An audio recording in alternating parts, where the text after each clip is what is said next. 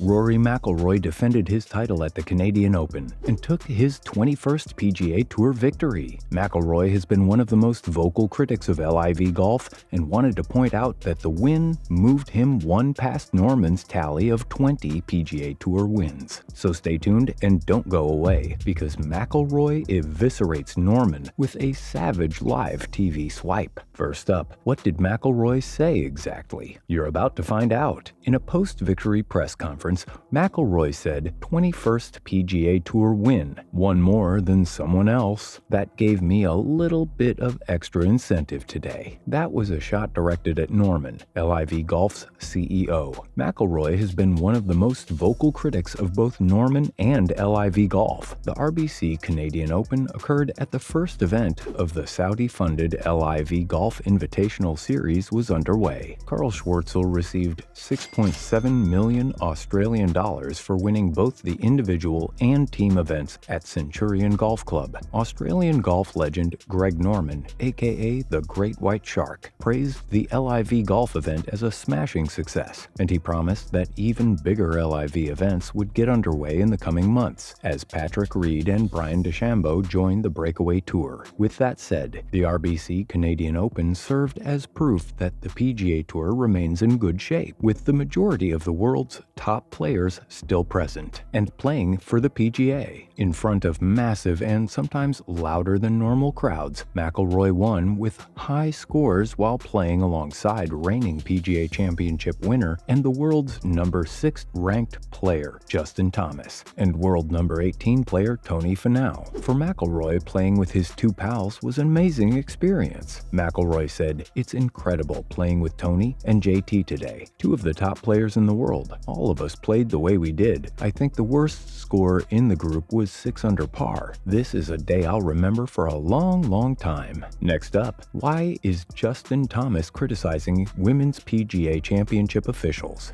Let's have a look. The 2022 PGA Championship winner, Justin Thomas, is criticizing officials on the LPGA Tour after women in the final group of the 2022 KPMG Women's PGA Championship, including the eventual winner, In Ji Chun, were put on the clock with only 2 holes remaining in the round. Thomas took to Twitter and said, "I'm all for helping slow play, but putting those ladies on the clock with 2 holes left trying to win a major seems like a good read the room situation, and don't put them on the clock." One Twitter user, however, was quick to point out that the round in question had nearly gone on for 6 hours. Thomas replied to the user saying, "That, on the other hand, is also an issue. Haha." LPGA golfer Lexi Thompson, who was in the final grouping, was notified after the final hole that she and Hai-Jin Choi were fined $2,000 for slow play. Slow play was apparently an issue at the Congressional Country Club in Washington, D.C., when Saturday's broadcast of the event had to be cut short after the final group finished in roughly 5 hours and 45 minutes. Do you agree with putting players on the clock or giving players $2,000 fines for slow play? Up next, why was Daniel Berger forced out of the PGA Tour's John Deere Classic event? Let's find out. Daniel Berger was withdrawn from the John Deere Classic at TPC Deere Run on the PGA Tour. He was the highest-ranked player in the world, the only player in attendance in the world's top 50, but he was forced to withdraw due to an injury. Berger has dealt with back problems throughout the 2021-2022 season and was even forced to withdraw from the AT&T Pebble Beach Pro-Am. He's only played 12 events and ranks 67th in the FedEx Cup, and he missed the cut at the US Open off the back of a T5 finish at the Memorial at Jack's Place. A frustrated Berger took to social media and explained, "Gutted to have to withdraw from the JD Classic this week. I'm working on getting back to 100%, but do not feel prepared to tee it up on Thursday. I want to wish all the players luck and thank John Deere for their continued support." Berger's withdrawal initially sparked rumors that he was yet another PGA Tour member to cross over to LIV Golf, like his Ryder Cup teammates Brian DeChambeau, Brooks Koepka, and Dustin Johnson, who have all made their LIV Golf debuts in the United States and subsequently banned by the PGA Tour. Stay tuned and don't go away, because we're revealing the latest golf news. Next up, up, is the PGA Tour awarding cards to the top 10 players from the European Tour? You bet. The PGA Tour announced that it is awarding cards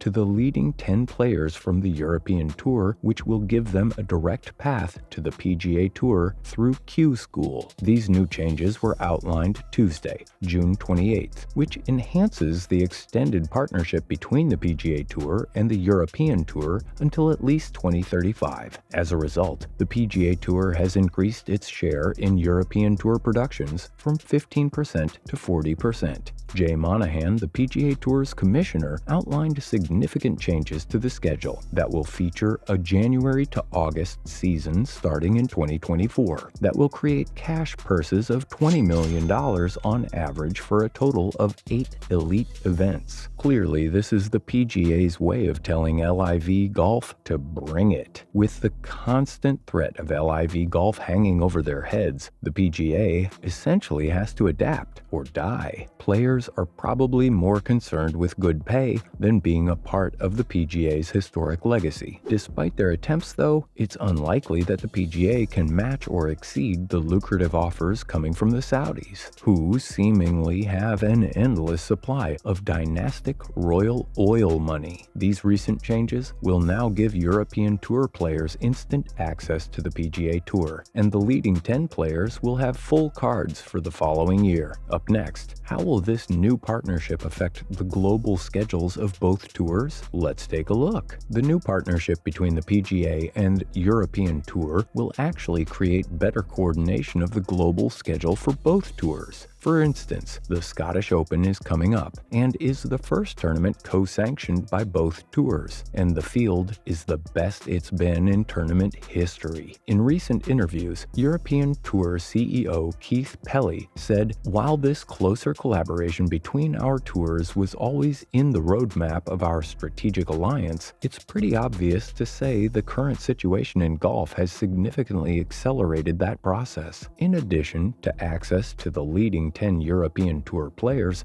the PGA Tour is now in the process of restructuring who it brings in domestically. The Tour will offer cards to the top 25 players of the Korn Ferry Tour and 25 cards from the 3 tournament series for players of the Korn Ferry Tour and PGA Tour members who finished outside of the top 125. When 2023 rolls around, the top 30 players from the Korn Ferry Tour will get cards. For all others, there will be Q School for the top 5 players and ties to go straight into the PGA Tour. The Tour has not offered direct access from Q School since 2013, which means that the new changes will allow top college players to avoid a year on the Korn Ferry Tour. Next up, are all of the changes made by the PGA Tour and European Tour attempts at fighting the rise of LIV golf? Oh, absolutely, without question. PGA Tour Commissioner Jay Monahan says, "Ultimately for us, it's all about creating the best, most efficient, competitive platform for the best players in the world to establish context, to establish historical relevance, and to establish relevance in the eyes of fans throughout the world." Or, in other words,